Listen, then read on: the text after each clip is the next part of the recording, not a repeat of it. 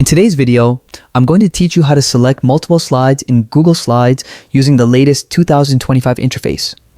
Whether you're managing a large presentation, reorganizing sections, or applying the same style to multiple slides, knowing how to select several slides at once will make your workflow faster and more efficient.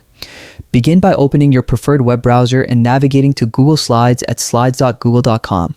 Once you're on the homepage, sign into your Google account if you haven't already. After signing in, you'll land on the main dashboard where you can see all your existing presentations.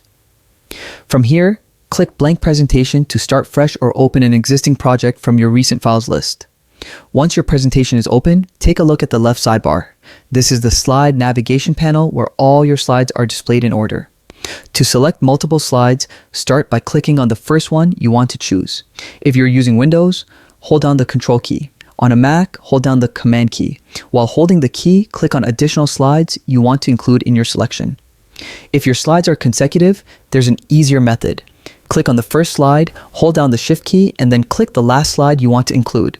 Google Slides will automatically select all the slides in between. You'll notice that the selected slides are highlighted with a light border showing that they're active. Now that your slides are selected, you can perform a variety of tasks. You can move them to a new position in your presentation by dragging them in the sidebar. You can also delete multiple slides at once by pressing the Delete key, saving time if you're cleaning up your presentation. If you want to duplicate your selection, right-click on any selected slide and choose Duplicate Slides. Selecting multiple slides also allows you to apply consistent formatting across them. You can change the background color, apply a new theme, or add transitions to all selected slides simultaneously. If you accidentally select the wrong slide, just hold Control or Command again and click that specific slide to deselect it. By mastering this feature, you'll improve your workflow. Whether you're working on a class project, a business proposal, or a team pitch, this method ensures that your edits are efficient and organized.